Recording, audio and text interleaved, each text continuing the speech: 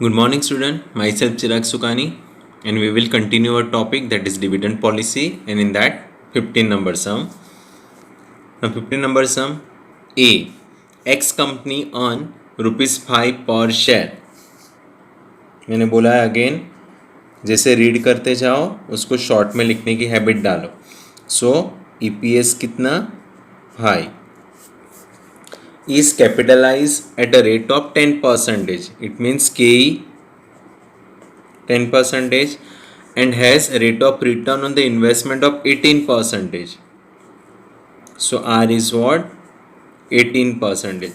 According to Walter's model, what should be the price per share at 25% dividend payout ratio? So here DP ratio is 25%. तो आपको क्या calculate करना है? Price, that is P calculate करना है. Is this the optimum pay out ratio according to Walter? वो बाद में. क्लियर? तो आपको सम्स में दे दिया EPS 5, capitalisation 10%, rate of return 18%, dividend pay out ratio 25%. और आपको पूछा कि what should be the price per share at 25% dividend pay out ratio and is this optimum pay out ratio. So first of all हम लोग calculate करेंगे price according to Walter model. Okay, so Walter model का formula D plus R upon K into bracket E minus D upon के, है ना. Now dividend is calculated on EPS. Okay, so D क्या होता है? EPS into पे out. सो EPS कितना? 5, पे आउट 25%. सो 5 का 25%, D क्या बनेगा? 1.25. क्लियर? सो D 1.25 प्लस R 18% यानी 0.18, के 0.10, E 5 माइनस 1.25 डिवाइडेड बाई के 0.10. सो 1.25 का 1.25 plus 0.18 divided by 0.10, 1.8, 5 minus 1.25, 3.75 divided by 0.10.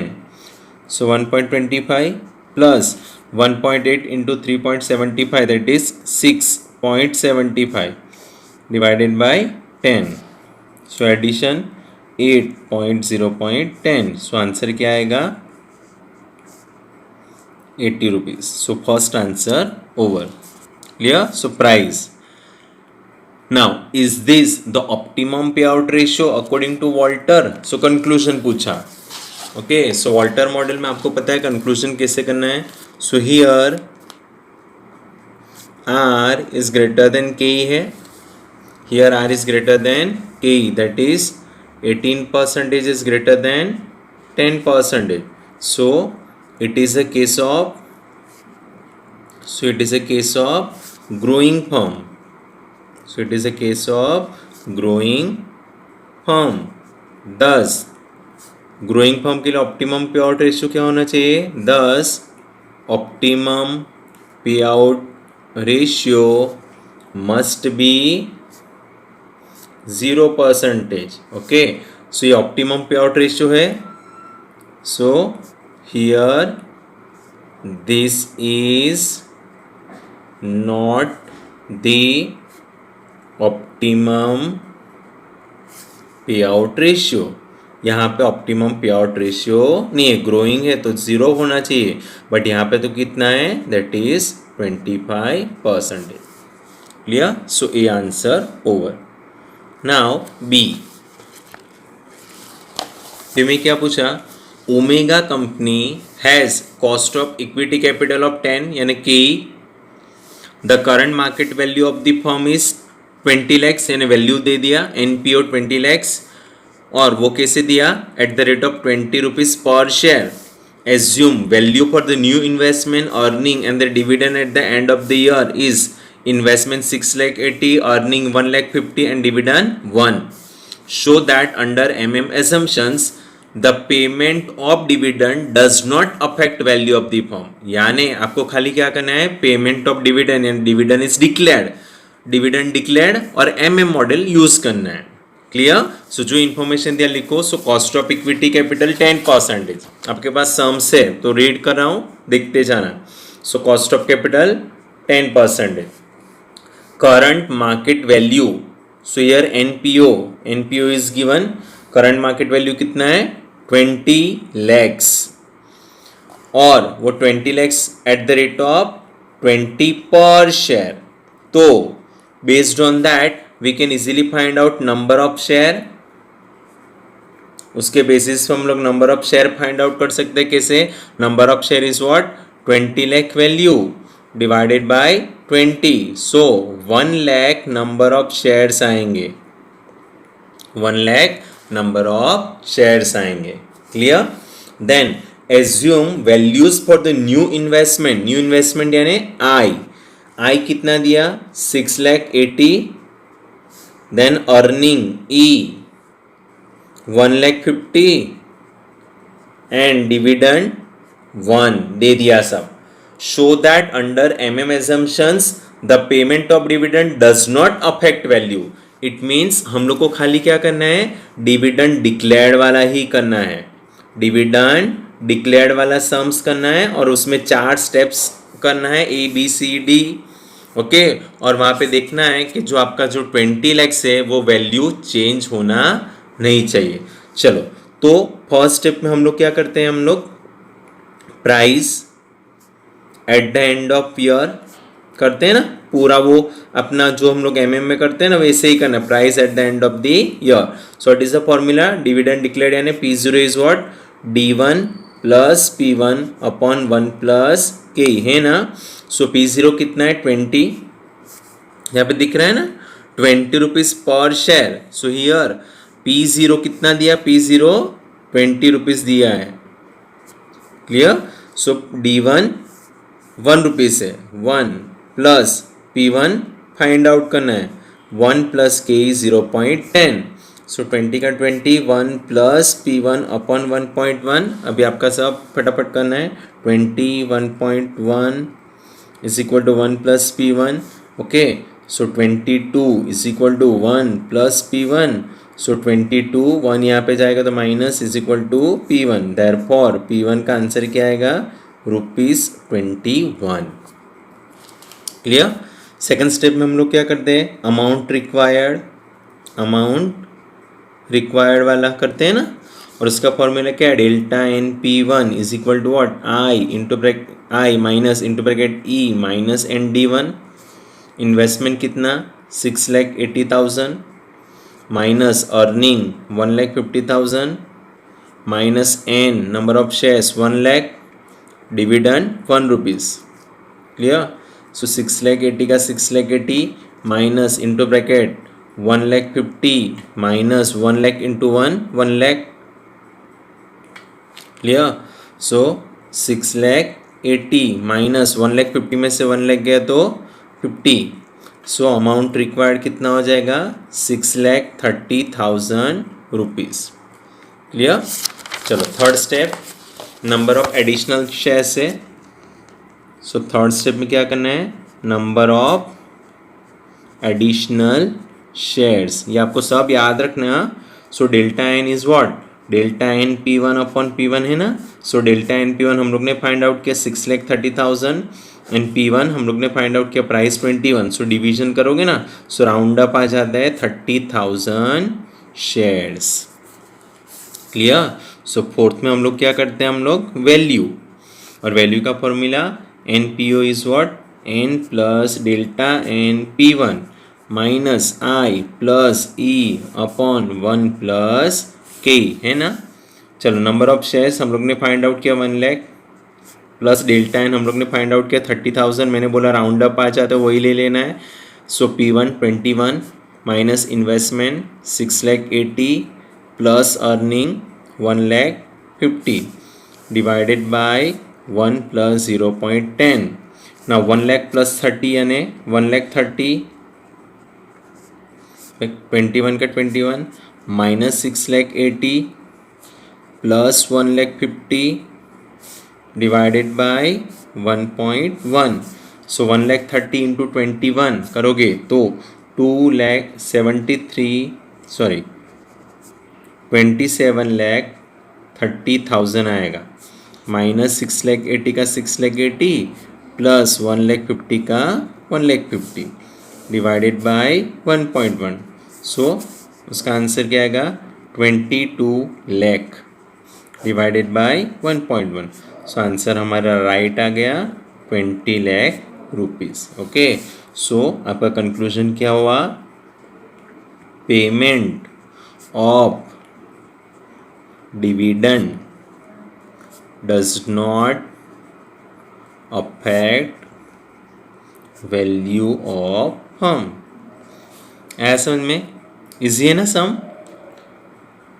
चलो we move to the next sum, 16 number sum. Again easy sum. The Apex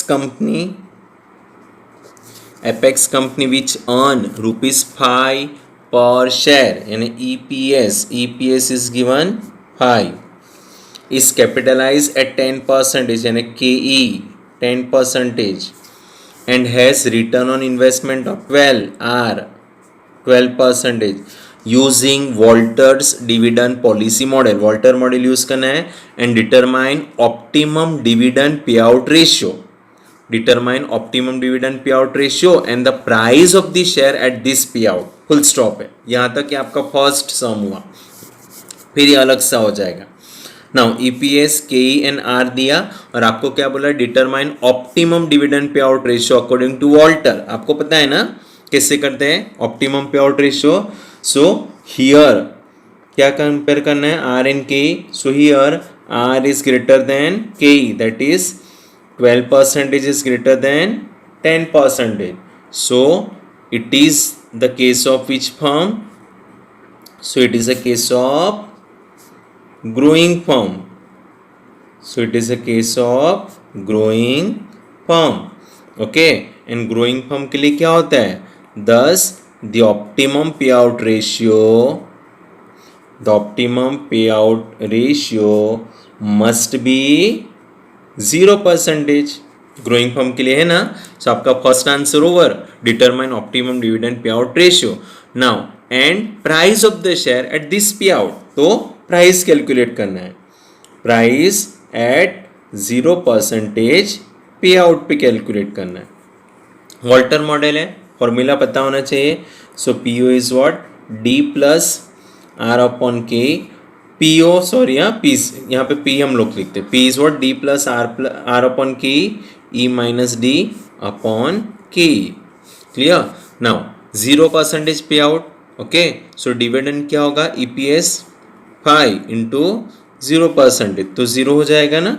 so D 0 plus R 0.12 K 0.10 E 5 D 0 upon 0.10.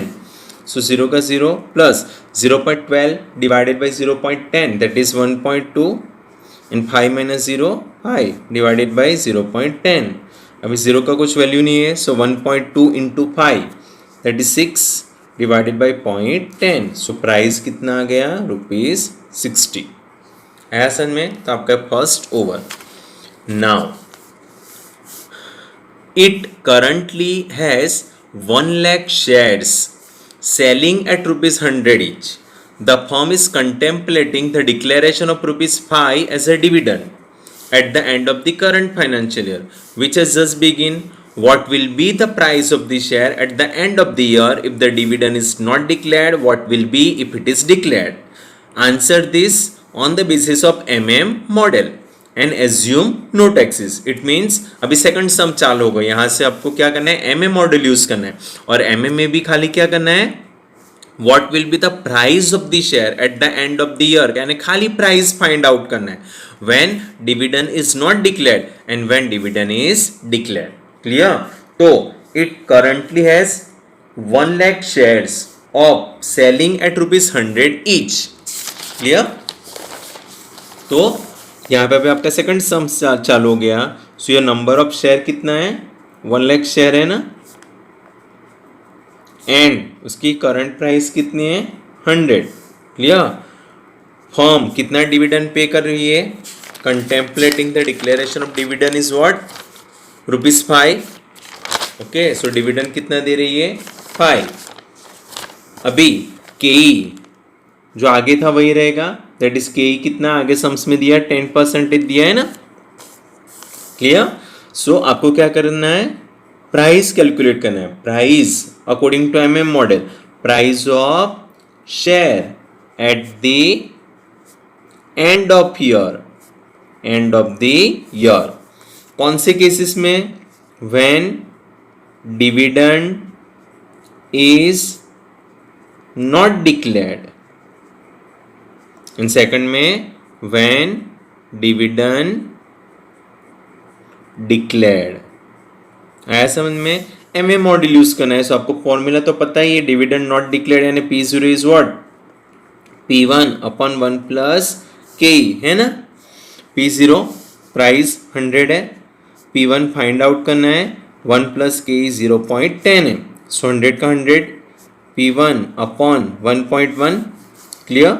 सो 100 ये 1.1 ऊपर जाएगा is equal to what P1.